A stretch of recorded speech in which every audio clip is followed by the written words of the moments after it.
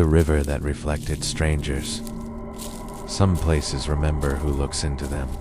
Halfway between zero is where water holds more than reflections. A teen tonight. A night shift worker learns that rivers can watch back. I worked maintenance near the old flood channel, walking the banks every evening, checking pumps and debris traps, listening to insects hum while dark water slid past like slow-moving glass. The river always looked wrong after sunset, surface too smooth, too flat, reflecting stars that weren't in the sky, bending moonlight into shapes that didn't match the clouds above. One night, I noticed a face in the water, pale and stretched, floating just beneath the surface, staring upward with hollow eyes that didn't ripple when currents passed. I knelt, thinking it was debris or a trick of light, but the face followed my movement, staying perfectly aligned, as if the water itself had learned my outline. When I stepped back, the reflection lagged slightly, correcting itself after a delay, snapping into place like a recording catching up to real time. After that, I started noticing more faces, faint at first, layered beneath reflections. Some sideways, some inverted, all watching upward through the dark current. They didn't move with the water. Leaves drifted past. Foam spun in circles. But the faces remained fixed, anchored to invisible points below the surface. The longer I watched, the more familiar they felt. One resembled my neighbor. Another looked like a childhood friend I hadn't seen in years. None of them blinked. I stopped kneeling near the river, checking equipment from farther back. But even then, I could feel a tension rising from below, pressing against my skin like cold mist. At night, the pumps began cycling irregularly, activating without commands, as if responding to signals I couldn't hear, drawing water in slow, deliberate patterns. When the machine started, the faces multiplied, surfacing closer together, overlapping slightly, their features warping as if struggling against the boundary of liquid and air. Once, I dropped my flashlight. When I retrieved it, the beam illuminated dozens of eyes staring upward, layered like reflections within reflections, depthless and endless. I reported it to my supervisor, but he laughed, said fatigue messes with vision, told me to stop working overtime and get more sleep. That night, my reflection appeared late again, lagging behind my movements in the water, sometimes smiling when I wasn't, sometimes blinking when my eyes stayed open. I began avoiding looking down, walking with my gaze fixed on the path, but peripheral vision betrayed me, showing pale shapes drifting just beneath the surface. The river started whispering, not with sound, but with rhythm, subtle pulses in the current that seemed to repeat fragments of my own thoughts. I would think about going home, and the water would surge briefly. I would consider quitting, and the reflections would blur, faces stretching in silent disagreement. One evening, I noticed an extra reflection beside mine, standing in the water where no person stood, copying my posture a half-second late. When I turned my head, it turned too slowly, eyes lagging, smile forming after mine faded, like it was learning how to be me. Soon, every visit showed more of them, versions of me at different ages, different expressions. Some tired, some angry, some vacant, all waiting. The pumps, now activated exactly when I arrived, as if greeting me, drawing water harder, pulling reflections tighter, compressing faces into sharper, clearer detail. I dreamed of standing underwater, breathing normally, surrounded by people who looked like me. All watching upward, waiting for something to replace. One night, I slipped on wet concrete and nearly fell in. As I caught myself, dozens of hands formed briefly in the water below, reaching upward. After that, my reflections stopped matching entirely, lingered even when I walked away, standing alone in the river, staring after me. Neighbors started asking why I stood by the flood channel so late, motionless, sometimes for hours, even on nights I swore I'd gone home early. I found wet footprints in my apartment bathroom, leading from the sink to the bedroom. Puddles shaped like someone had climbed out of water. My mirrors began showing the river behind me, dark surface stretching endlessly. Faces layered beneath my own reflection, waiting patiently. Now, when I pass water, any water, I see them, watching from below, practicing my movements, learning my habits, preparing for something gradual. Some reflections aren't yours forever.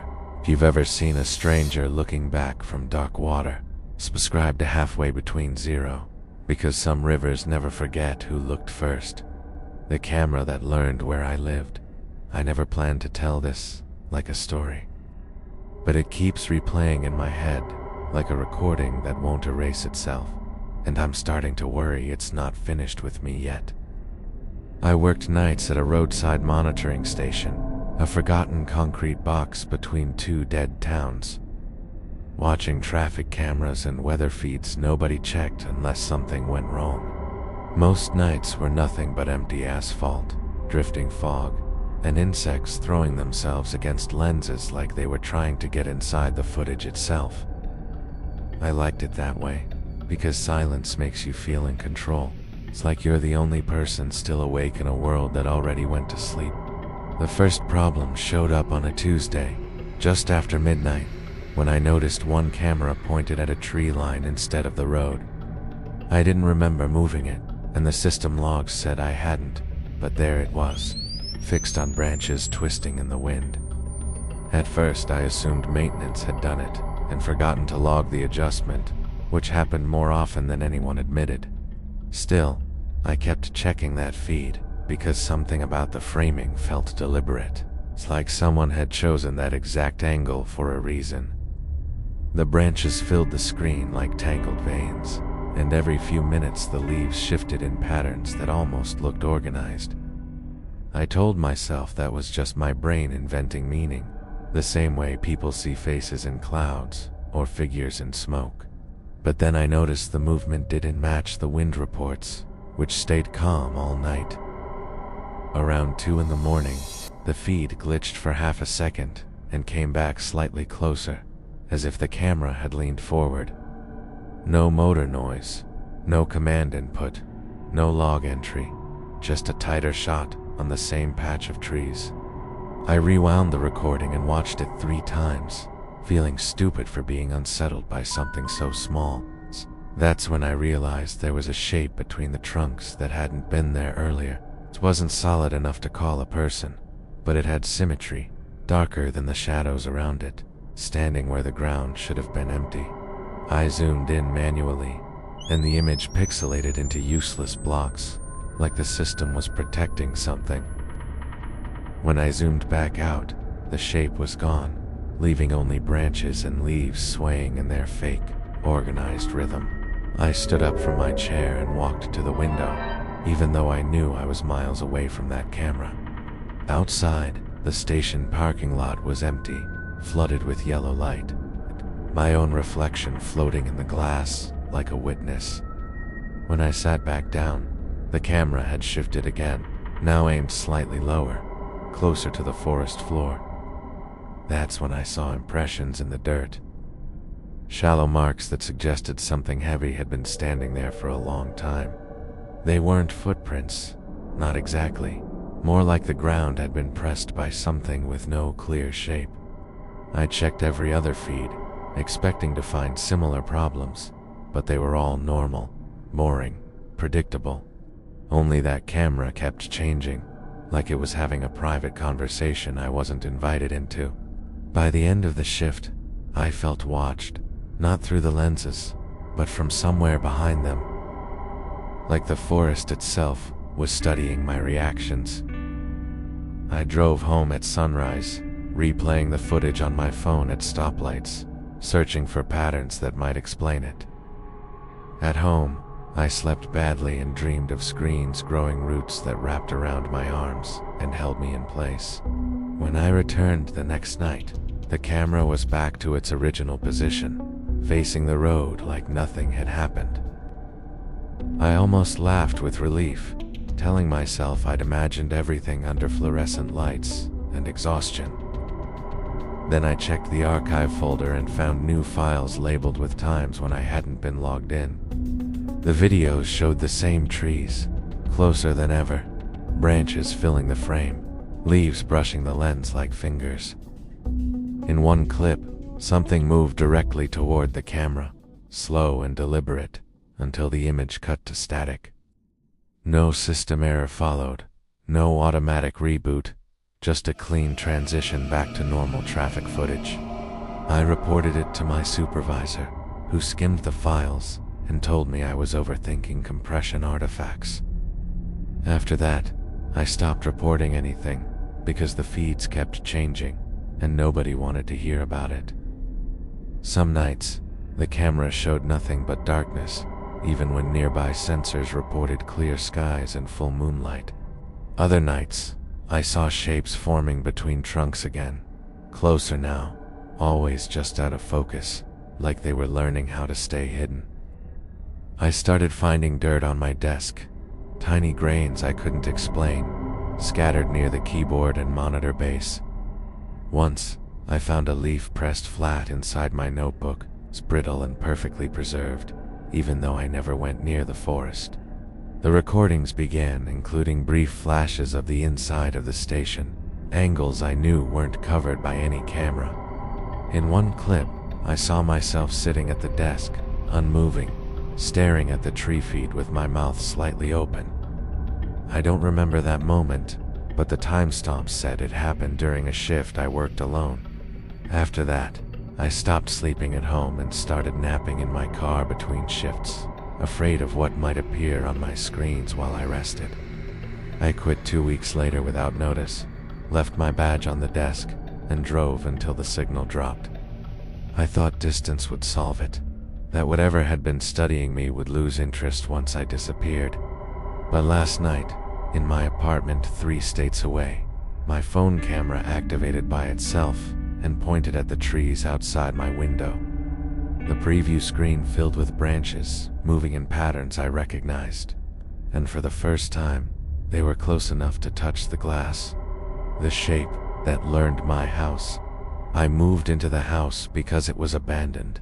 It's cheap and far enough from the road that no one would notice if I disappeared for a while. The first night, I heard the floorboards groan differently than usual, like someone was walking softly behind me, learning the rhythm of the house. I blamed my imagination at first, thinking exhaustion made me hear ordinary settling sounds as deliberate footsteps. When I woke around 2, the kitchen chair was angled toward the stove, though I had left it pushed under the table. I froze, convinced I'd somehow moved it without memory, but a thin layer of dust betrayed the truth it had been touched.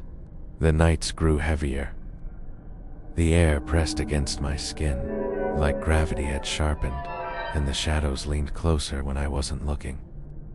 One morning, I discovered the back door slightly cracked, deadbolt intact, no footprints outside, nothing disturbed except the sense someone had entered and left with care. I stopped leaving the lights off, tainting the light, whispering in a way I couldn't name. In the bathroom, small scratches appeared along the walls. Shallow, deliberate, forming patterns that made no sense but felt intended for me. I began marking each room, writing notes. Check doors, check cabinets, lock everything, yet each morning my notes were gone or rewritten. Sometimes they weren't just moved, they were rewritten, in my handwriting, wrong enough to unsettle me deeply. Footsteps started following me from room to room, silent and patient, always fading just behind me. Always learning, always waiting. I stayed awake hours at a time, sitting perfectly still on the couch, pretending to sleep, listening to the soft rhythm of something pacing. The fridge hummed differently at night, deeper and uneven, as if vibrating in response to my presence, testing my patience and my fear. Mirrors reflected more than me. A subtle outline lingered behind my shoulders, vanishing when I turned abruptly, leaving only a fleeting sense of being watched. I began noticing objects shifted slightly, subtle enough to miss at first. Books misaligned, cups rotated, picture frames angled wrong. The walls themselves seemed to breathe at times, stretching toward me, corners sharper, hallways narrower. Like the house was practicing control. I tried sleeping in every room, leaving lights on, doors barricaded, but it adapted always one step ahead, learning how I moved. Its presence pressed against me like gravity itself, a weight in the floorboards, in the air, in the stillness of empty rooms. I started sleeping in clothes, ready to leave, but movement inside the house kept me pinned to the bed, heart hammering against ribs. One night, I caught it in the hallway, dark shape gliding just past the doorway. Long and indistinct, moving with impossible grace. It never ran, never lunged, simply studied, following patterns I couldn't predict, letting me know it was aware of everything. The kitchen table bore scratches now, lines jagged and precise, forming letters I didn't understand but felt like instructions. I stopped talking to friends, stopped leaving the house. My mind condensed into monitoring the subtle ways the shape explored its environment. Doors locked from the inside sometimes swung open overnight. Windows, untouched, rattled slightly, like breathing from outside the frame of reality. I woke one morning to my bed rearranged. Sheets twisted, pillows gone, mattress shifted slightly, as though it had tested my sleeping position. Every step I took felt anticipated. Floors creaked as if counting my rhythm, measuring my gait, my balance, my decisions before I made them. The air smelled faintly of damp earth in the living room. The house sat dry and clean, the scent foreign and deliberate. I began leaving doors open during the day, hoping to bait it, but it moved silently. Rearranging my plans before I realized they were changed. A week later, the shape no longer hid. It lingered in hallways, brushing against walls without sound, teaching me how vulnerable I really was. I packed a bag in the early hours, leaving everything behind. The house resisted subtly, floors creaking under my weight, doorknobs sticky, light switches moving just as I approached. I ran into the morning, not looking back.